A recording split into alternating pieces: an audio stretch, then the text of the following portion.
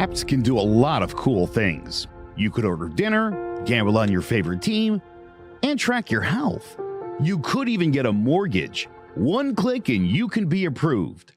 I'm not sure by who or what country they're in. You deserve more from the mortgage industry.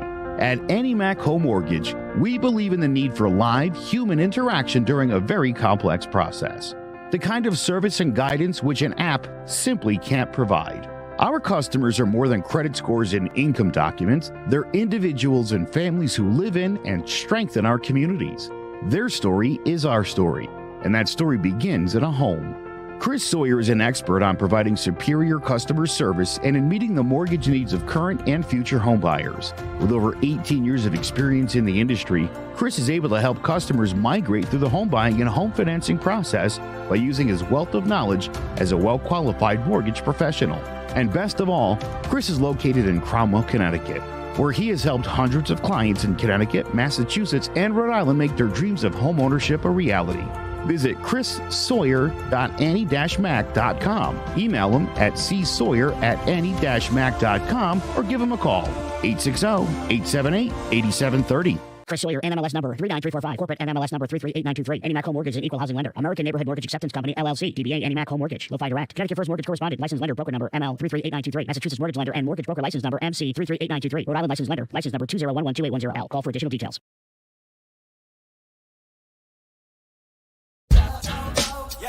Can I get a roll call? Bronx Bombers, let's get it up. In the field, let's play ball. Going home, we stand tall. So can I get a roll call? Bronx Bombers, let's get it up. In the field, let's play ball. Welcome to the Roll Call Podcast. I am Joe Aguirre along with Eddie G. Yankees at the halfway point of this season with a record of 61-25. And Eddie, I'm going to be quite honest with you. Love the New York Yankees. Did not expect that they were going to be where they are right now. I know a lot of people, as they put this team together and they didn't go out and get Carlos Correa and some of the other names that were out there that, Josh Donaldson for Urshela didn't seem like a thing. You know, you mentioned to me before we started rolling here, Isaiah Conner-Falefa, and what a perfect fit he's been on this team. What were your thoughts, Eddie, going into the season? Did you think that these guys had any sort of a chance? Well, Joe, first off, just thanks for having me on the show. I mean, it's a real honor. But going into the season, I mean, I think every year as Yankee fans, you expect the team to be halfway decent. I mean, we have the highest payroll, one of the highest payrolls in baseball. I did not expect them to be 61-25 at this point of the season. They have exceeded all of my expectations so far, and it's been a real team effort, which has been really nice to see. This is the second fewest games it's taken them to get to 60 wins. The 1998 team, which is one I talk about an awful lot, they got it done in 80 games, and then the 1928, 39, and 22 Yankees now all have done it in 83 games. Very impressive. This team can score runs. They can hold you down 13 times rather this season. They've scored at least 10 runs in a game. That leads Major League Baseball. They've allowed no runs to their opponents 12 times. That's also a major league high. Just kind of gives you an idea, Eddie, of this team hits, this team pitches.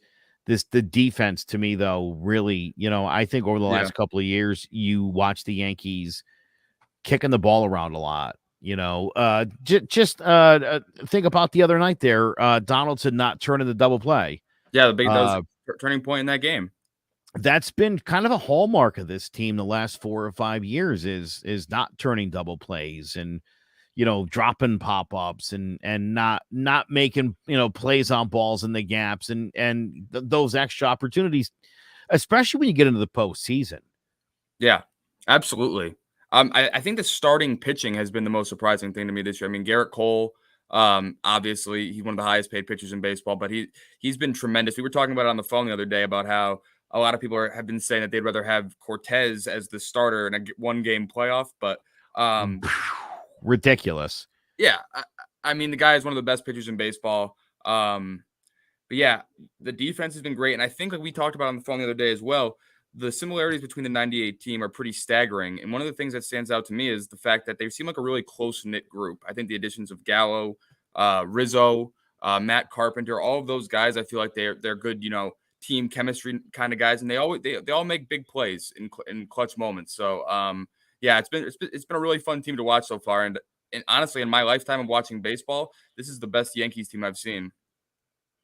That must be exciting for you. Oh, absolutely. I joke because I've seen some great teams in my lifetime, Yeah. and boy, this team just is sneaky good. You talk Oh, yeah. about Garrett Cole, he and Nestor Cortez, first pair Yankee starters to make the same All-Star team. That hasn't happened since 2010 with Pettit, Sabathia, and Philip Hughes. Good Aaron company. Judge. Aaron Judge has been a monster the first half of the season. The Yankees are 26-1 when him and Stanton homer in the same game. I love hearing that number. I love seeing. I don't even know what the game was that they lost. I can't even remember that. Mm. But Yeah, that does certainly seem to be a recipe for winning.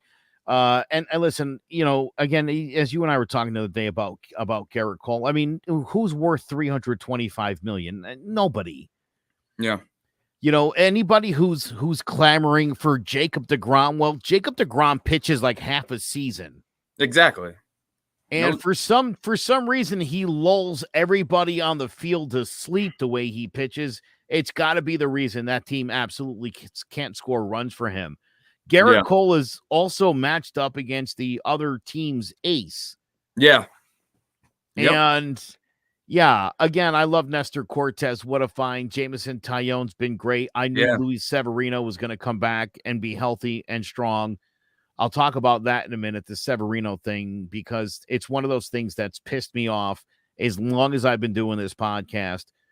There's this mindset that Yankee fans have where, Luis Severino's hurt. Well, what's he going to be when he comes back? Why would he be any different? exactly. No, You don't think when Domingo Germán comes back that his sinker is not going to be as filthy as it was, but what? Why wouldn't it be? it's a different day and age with surgeries and whatnot with rehabs. I mean, injuries, maybe 15, 20 years ago, they might have been, more difficult to come back from. But with modern medicine and things like that, these Of guys have no course, problem but making Eddie, recovery. the expectation is DeGrom's going to get back and dominate. Chris Sale's going to come back and not get beat up by a AAA team, right?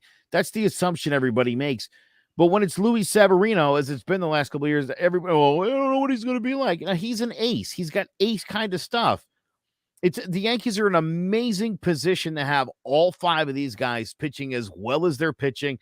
Been a rough go the last week or so, but that's also come with the Yankees have played a much higher grade of competition Yeah, in the last 25 games. yeah, Things have gotten real, and to the Yankees' credit, they're 16-10 in the 26 games again since the schedule got super tough. yeah. So Yeah, you were saying earlier that if the Yankees play 500 baseball the rest of the season, they're a 100 win baseball team, which is outstanding. I mean, you'd expect that at the bare minimum, the rest of the season, basically the second half of the season. But I've heard a lot of people saying on TV that they want the Yankees to try to go out and make a splash pickup for a starting pitcher at the free agency deadline, and I'm thinking to myself, I'm pretty happy with what we got right now. yeah, They've been pitching excellent. If you can get someone for good value at the trade deadline, I'm all for it. But I wouldn't give up too much. I mean, I'd stick with what we got for right now, to be honest.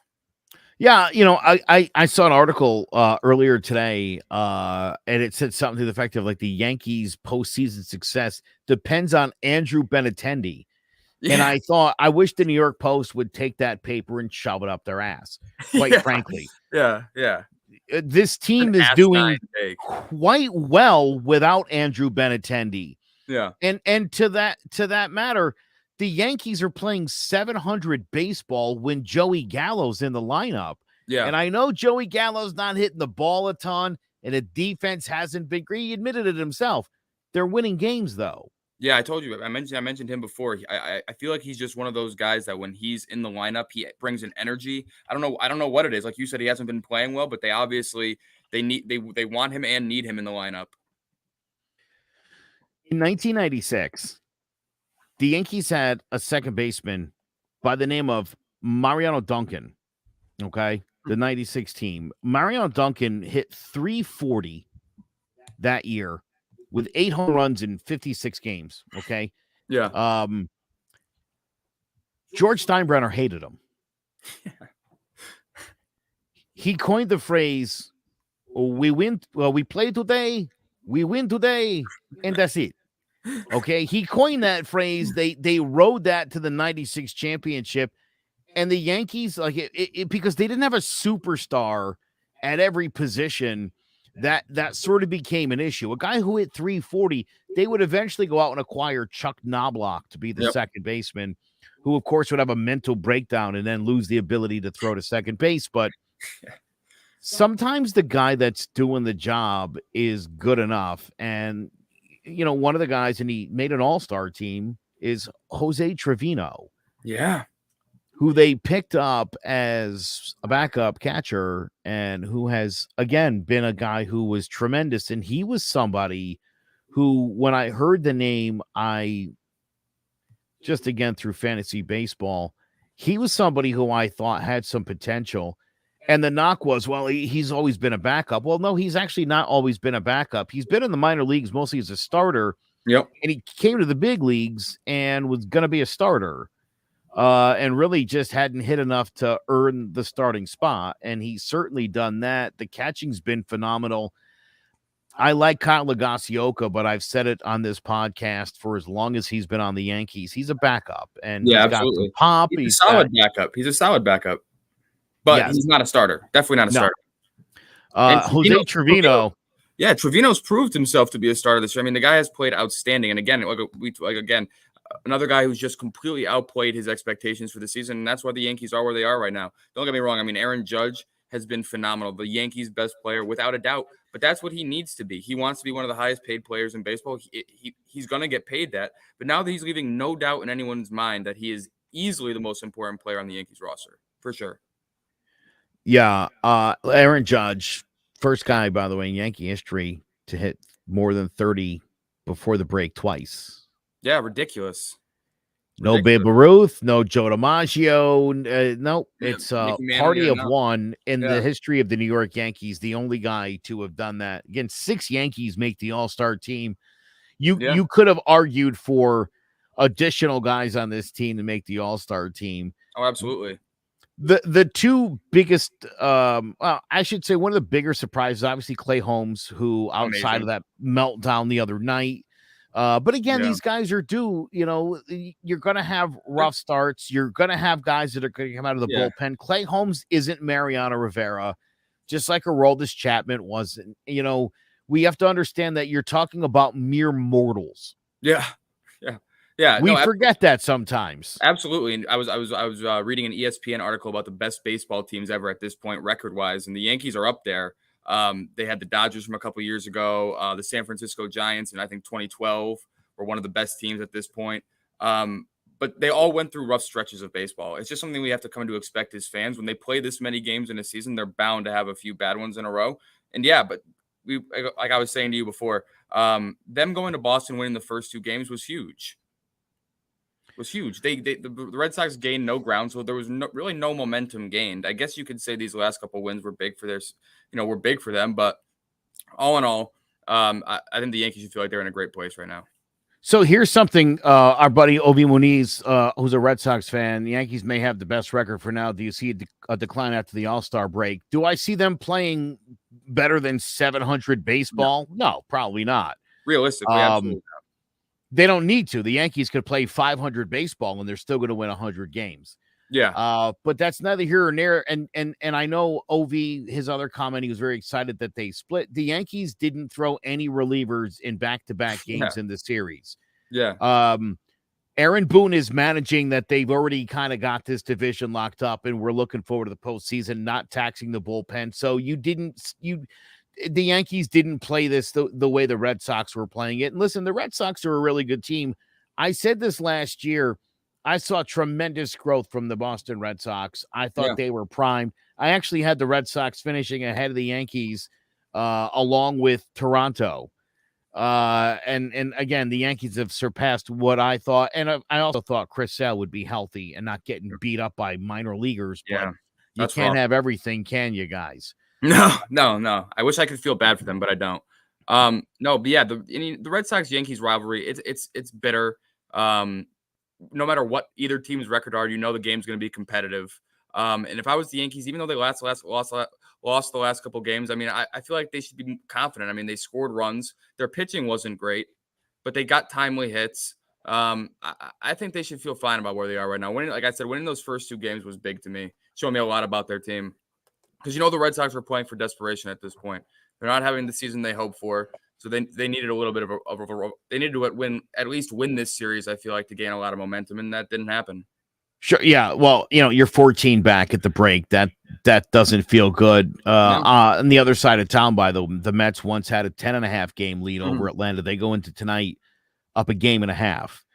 So when you fall off, you fall off. I don't see that happening for the Yankees.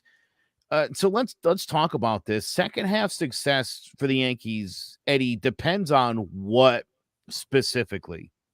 Well, I think the number one biggest thing, and it seems obvious, but it's the most important thing for the Yankees, is Aaron Judge to continue the success that he's had. I think his consistent output and being arguably the best player in baseball this year has uplifted the entire team. Giancarlo Stanton has played great. They need continued output for all guys. I was mentioning before how DJ LeMahieu might not have the best season batting average wise, but he has one of the highest on base percentages on the team. He's second on the team in scored runs to Aaron Judge. So all these guys are contributing in ways. Isaiah Kalina Falefa leads the team in stolen bases, not hitting great, but they're all finding ways to contribute. Yeah, for me, the second half success depends on the pitching. The bullpen ERA since June 26th is 0.79. Here, Hector Vasquez, great comment. Yanks need to worry about the Astros more than anyone else. Yeah, those are the only 2 good teams this year. I think that's here's a couple of thoughts I've had so far this year. Look at batting around the league is awful. Yeah. The Yankees have far and away more home runs than anybody else in baseball, and they've given up the least amount of home runs. And in baseball today, that's again a recipe to win a lot of baseball games. You add in again things like Judge, LeMahieu, and Connor Falefa have like 30 stolen bases combined. You know, that's again the Yankees are they're running the bases better. They're stealing bases. They're giving themselves opportunities. Rizzo got thrown out stealing third with Stanton at bat, which was insane, but you got to like the aggressiveness. Why not? They're playing winning baseball. You mentioned the home run. The home run is so important in baseball. It's a momentum changing play for either side. The momentum swings. The Yankees have been down in countless games I've seen this year, and they've hit big home runs. They end up coming back to win. I think it completely changes completely change the outlook of a game, and that's been one of the biggest reasons for the Yankees' success this year. Yeah, so listen, as far as the Astros are concerned, it's pitching. It's their pitching, their starting, and their bullpen are the only 2 that are about on par with the Yankees. I actually believe their bullpen is a touch ahead of the Yankees, but it's going to come down to pitching, and the Yankees have the pitching, and they have the offense, and they can play the small ball. Yep. And again, that's been one of the things over the last couple of years. We've all complained about it. I think we'd all still love to see Joey Gallo roll one down the third base line. Certainly wouldn't kill anybody, but I think this team playoff wise is in position where, you're facing a Justin Verlander, you draw a walk, you steal second, bunt the guy over to third, sack fly him in. Not if Gallo's at the plate though, because he doesn't hit sacrifice flies, but listen, this team, if they pitch well, if the bullpen doesn't implode, and look, they're getting some guys back like Jonathan Loaizaga and Domingo Germán, so you're just getting more. We should see Britton back late in the second half here. So, you hope all these games without those guys. Those are key contributors. Right, there you go. Again, when you talk about how healthy this team has been, Eddie, but you're right, and especially with the bullpen, there's a lot of guys that have been out most of the year. Some of our best relievers. I think his face Green. Let's forget about Greeny. Yeah, there's another one. Yeah, I mean, I think this past weekend was just a blip on the radar. I just hope the Yankees pitching can't get complacent. They need to continue the pace they're on. Like you said, that's absolutely one of the keys to success for the second half of the season. Yeah, I'm super excited for this team. I love the way Yeah. it's shaken out so I far. feel like they're going to be like a 110 win team if they keep playing the way they're playing. At least. By the way, I'm quick to admit when I was wrong about this baseball team. For sure, me too. But I'll tell you what, when the Yankees signed Matt Carpenter, yeah, got one of the best mustaches in baseball. I swear to God, sometimes I want to slap people. It's like, dude, read the article, because I've seen so many people in the comments on the social media that are like, dude, he got caught by the Rangers AAA team. Idiots. Yeah. No, he didn't. Yeah. He was playing really well, and he felt like he needed to be back in the majors, and Texas they just didn't need him on the big league squad at the time. So he requested his unconditional release, knowing that the Yankees wanted to sign him, because the Yankees knew he'd been putting some work in to get that all-star swing back.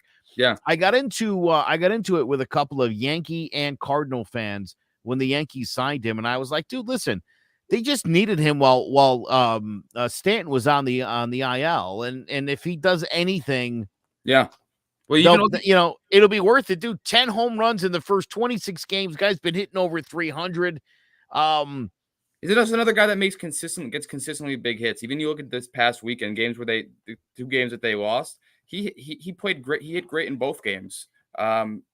He has the best mustache in baseball. I tried to slip that in before too. I do dig it. Yeah. Yeah. I mean, it's awesome. Yeah. But yeah, he's another one of those guys that I just think is great for team chemistry, and obviously has proved to be invaluable for this Yankee squad so far. I really just hope they can keep it up. They've been an amazing group to watch. Over the last couple of years, you saw guys like Cameron Maybin, you saw guys like Mike Talkman, you saw guys like Mike Ford, where you could stick some of these scrubs into the lineup and they come through. Carpenter had such a pedigree. Yeah. And I know, listen, a lot of guys have struggled over the last couple of years, and I'd like to touch on that for a minute. Yeah. Major League Baseball juiced the baseballs for quite a few years. We're not stupid. We all know what happened. Yeah. ESPN got in on the conspiracy with the launch angles and the velo and all that other nonsense.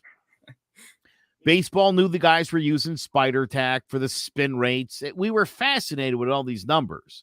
Yeah. Guys were spinning balls at unrealistically human ability, right? And everybody's swinging for the fences with an exit velo and a launch angle. And then all of a sudden, they went back to the crappy baseballs. Yeah, and pitching. And they were like, why isn't anybody? Right, they got rid of the spiders. Like, nobody's hitting anymore. Yeah. Completely flip-flop. You set them up to fail. Yeah. And it was a really bizarre thing that baseball did, and it really hurt the offensive end of the game. And I think it's part of the reason why, already there's a lot of teams that are out of it completely. Yeah. And that's what baseball, because they set these teams up to fail, and the players. I think you have to look no further with the lack of home runs and the low scoring and the low batting average. And you can thank Bud Selig for another disaster. Yeah.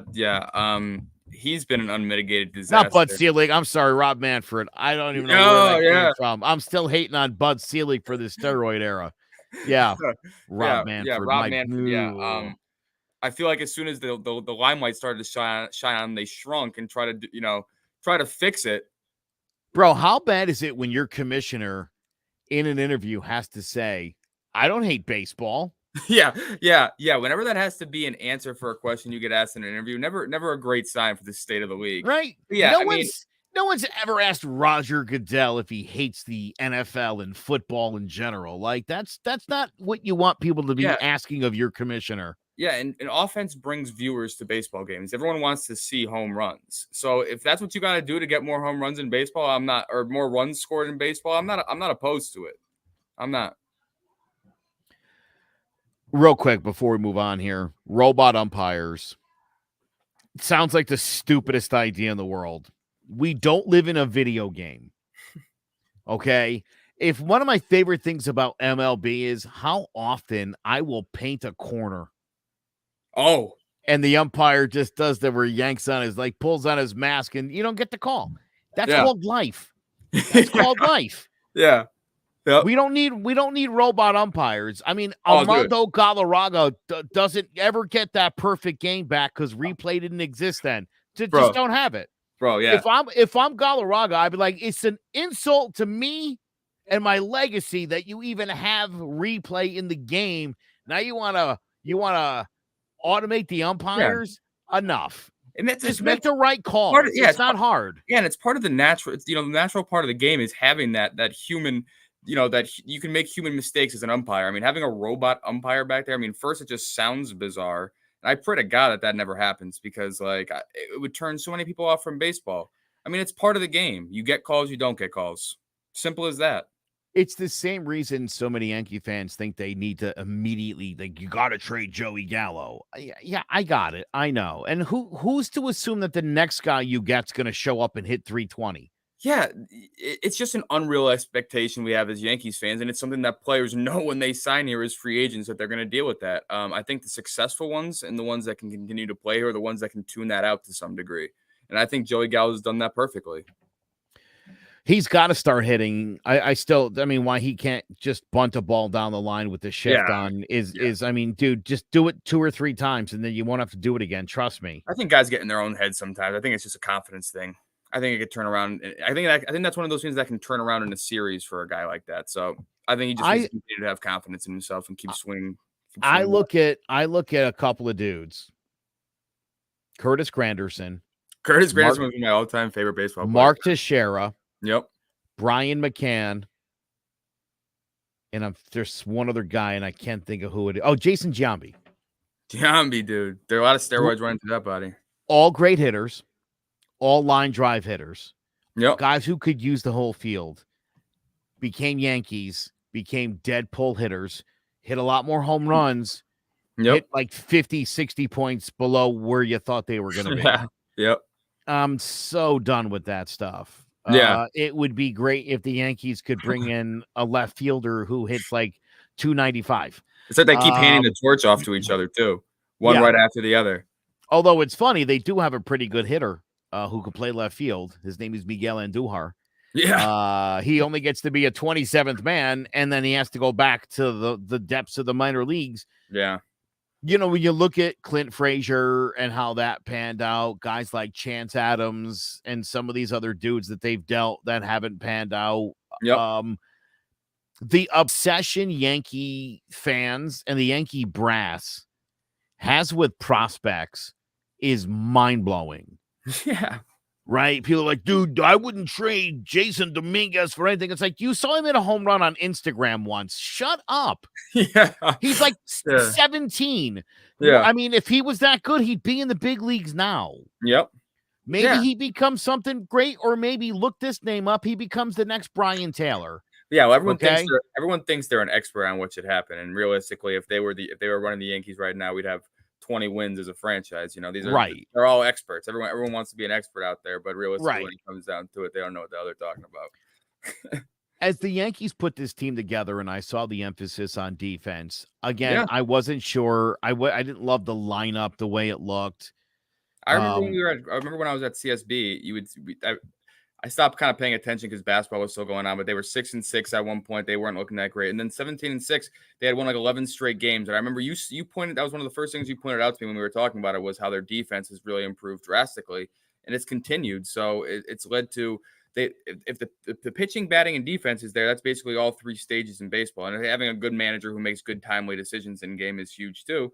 And I just think the Yankees, like I said, they've been they brought a consistent, unified attack to all their games, and it's been led by Aaron Judge. Aaron Judge has been, I think, the best player in baseball this season. That brings me to who is the player the Yankees can least afford to lose in the second half. I think Aaron Judge is probably the most obvious answer. I think there's 2 other guys who strongly need to be considered for this job. I think Garrett Cole. One's a little more obvious than the other. Okay, fair enough. Maybe they both are dead obvious. I think Garrett Cole. Yeah. I promise you, people, things would drastically shift if everybody in this rotation moved up a spot. Yes, absolutely. Again, it's the reason the Yankees didn't keep Austin Romine around. It's the reason Kyle Higashioka also will never be the Yankee starter. you'll be exposed in the long haul. Yep. These guys are perfectly slotted 1 through 5 right now. To me, if you moved everybody up, it would be a lot. You might not even see it necessarily, the glaring difference, but it would be startling. Yeah, I know. You were talking about it before. He takes on such a load on his shoulders. I mean, like you said, going against every team's ace, and he still has an 8-2 record on the season. I mean, he's pitched really, really well for us, and he's the stabilizing force in that pitching rotation is him. Like you said, if all those guys had to move up a game and take on that extra responsibility, you would see a huge shift in that because he's such a big factor in the pitching for the Yankees that losing him would be, I don't want to say catastrophic, but you would definitely see a decline in their performance for sure. It's directly correlated. Those two guys, a 1,000,000%. Yeah. It's directly correlated to how the Yankees will do. I'll give you my other guy here. I think it's got to be Clay Holmes. Yeah. And I'll say the reason being, right, Chapman with the hiccups, Britton out, Loizaga out, Green out. You had so many so many guys in that bullpen out for this dude who really, when he was in Pittsburgh, kind of like Jameson Taillon, looked like a talented guy who just couldn't put it together, has put it together in such a big way. And since he's been in pinstripes, it's been remarkable. He is so good out there, and it allows them to use Michael King. Yeah.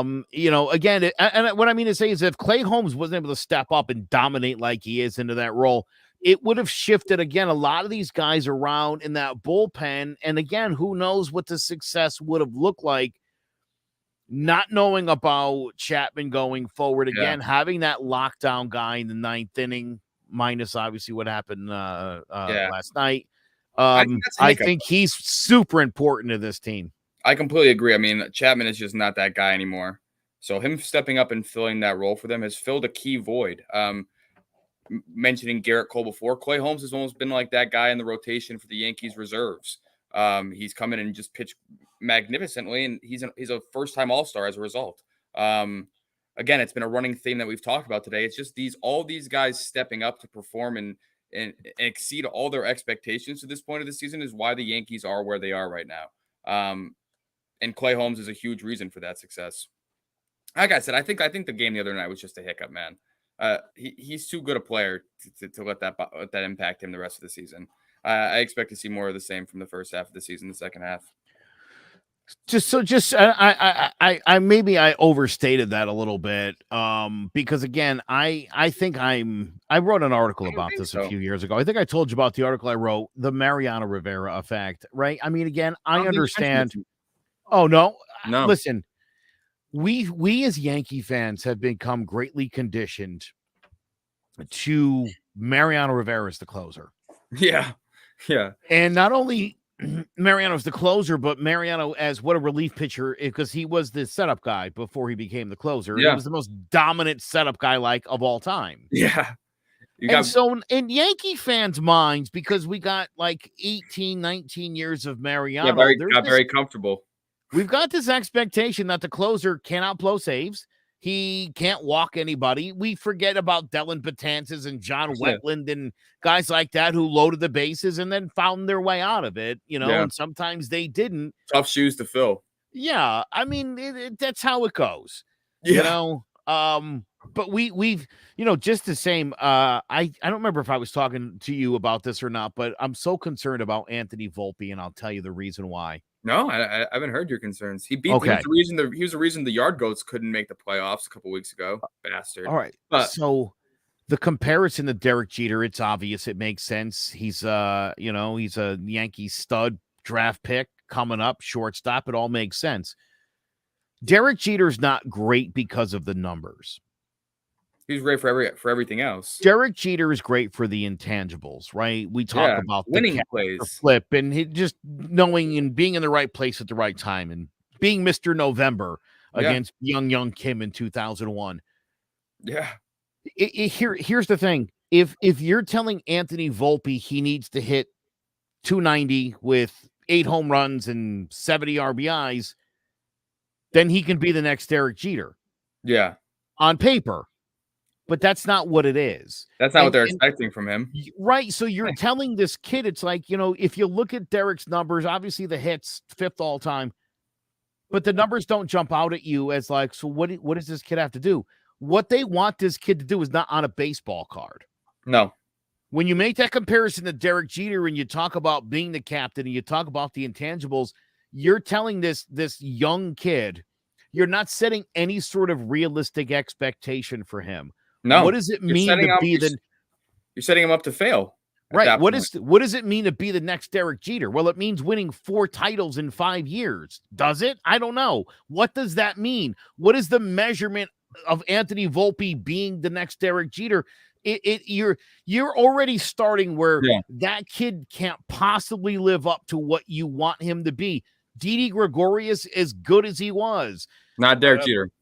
And again, the power numbers were superior by Didi Gregorius. He's no Derek Jeter. Instead of just letting him be the best Anthony Volpe he can be, they're trying to create him into Derek Jeter 2.0, and he's just setting him up to be that is just like it's just unrealistic, and it's unfair to the young man as a prospect coming up. He shouldn't have to carry that burden on his shoulders. He should just be the best version of himself keep working every day. I think he's going to be a very good pro, but I think Yankees fans have to temper their expectations just a little bit.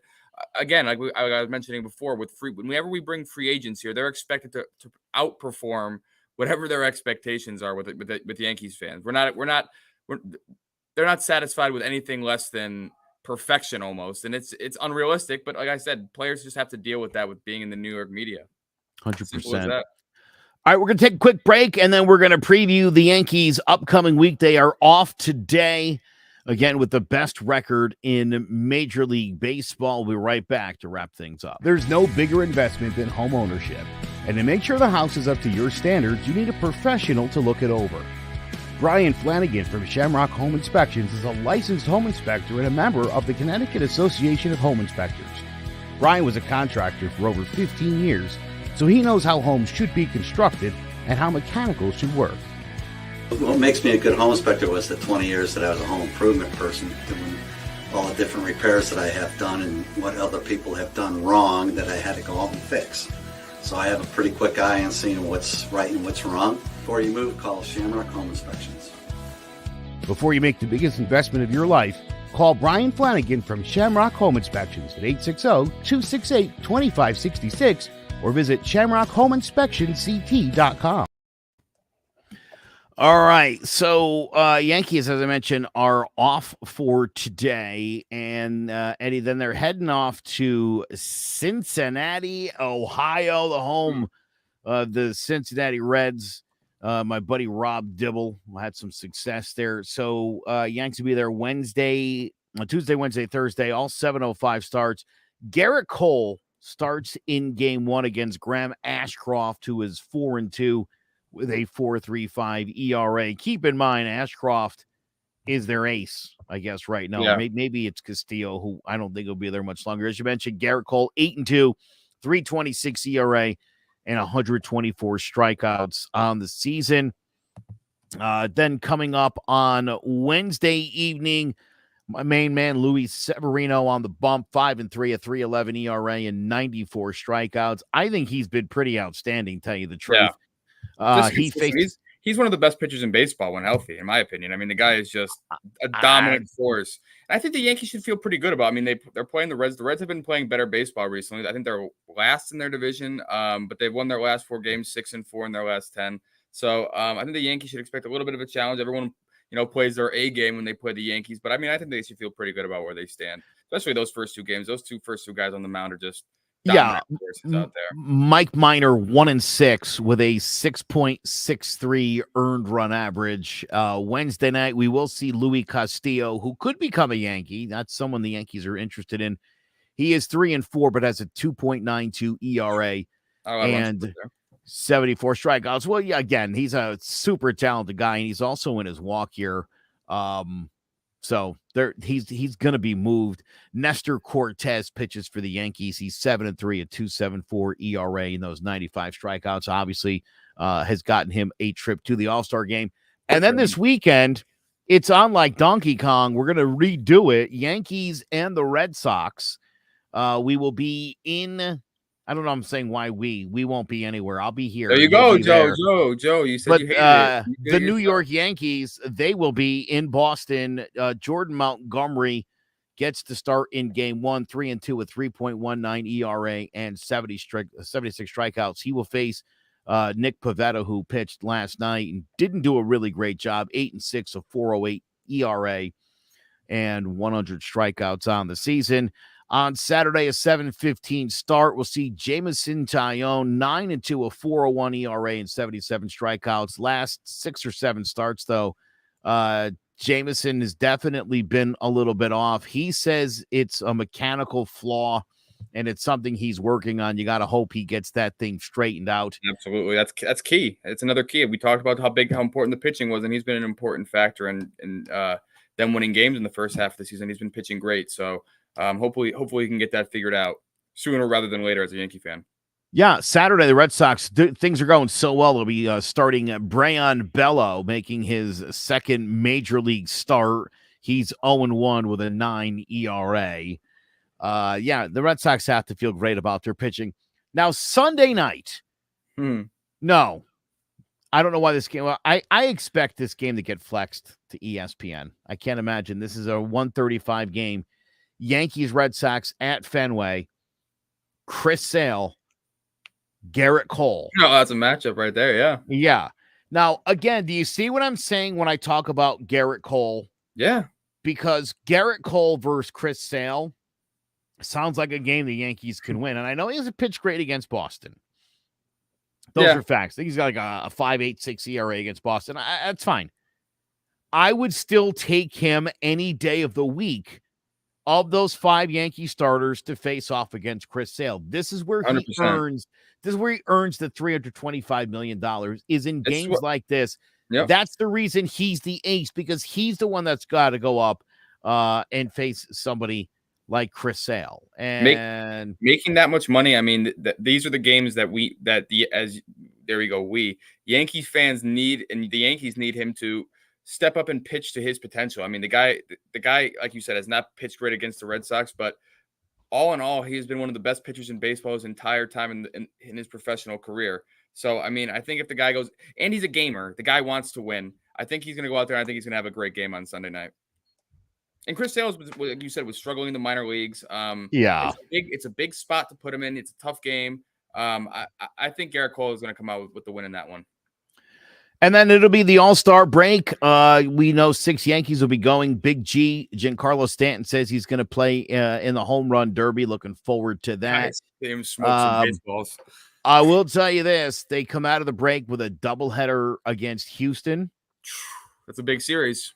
3 games at Baltimore, then a couple at the Mets, and then they come home for Kansas City and Seattle. And obviously, we'll give you the weekly breakdown. But the roll call's back. We're ready for a big second half run. I started this podcast in the middle of the 2017 season because I knew that the Yankees were special, and this has been a long time coming to get the gold. I think this is the team that could finally do it. When you look at the pitching, the hitting, the catching is improved, the defense is improved. Everything about this team is better.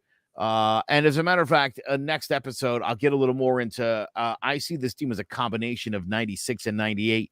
I was blowing your mind with some of these the other night, but I'd love to really get into it and talk a little bit more about the parallels, including the villainous third baseman from a division rival who was hated.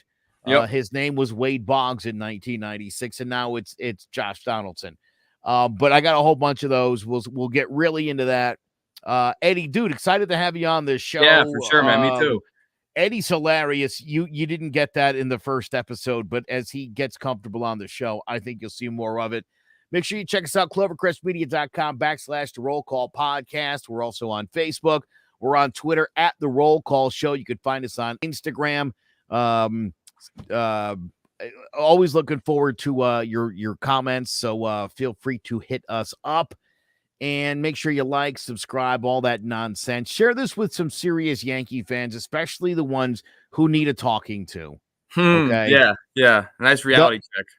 There's a lot of unrealistic Yankee fans out there. Allow me to knock some sense into you so you could really enjoy the second half of this season. Yeah, absolutely, Joe. Thanks again for having me. I'm looking forward to catching up again next week, seeing how this next week goes. We got a big series with the Red Sox, but like you said, a bunch of positives coming out of the Yankees this first half of the season. So I'm sure they're going to keep it going this next week. For Eddie Griffin, I'm Joe Aguirre. Catch you next time on the Roll Call Podcast. Can I get a roll call? Bronx Bombers, let's get it up. Hit the field, let's play ball. Going home, we stand tall. So can I get a roll call? Bronx Bombers, let's get it up. Hit the field, let's play ball. Going home. Hicks on the run, dives, and he made the catch. He made the play.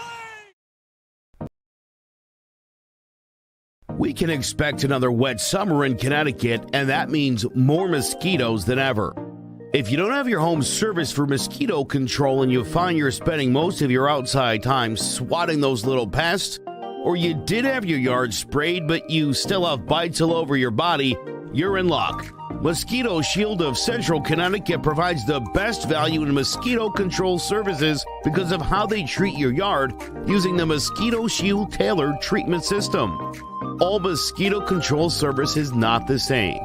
They don't use a fixed schedule or an identical product, one-size-fits-all service program. You can't control mosquitoes on a set number of sprays or visits. Unlike the competition, Mosquito Shield of Central Connecticut will service you for the season, whatever it takes to provide superior results. The promise has awarded them an industry-leading customer retention rating of 90%. Visit MosquitoShieldCNCT.com to schedule an appointment with Wade DeCesare and enjoy the rest of the summer mosquito-free.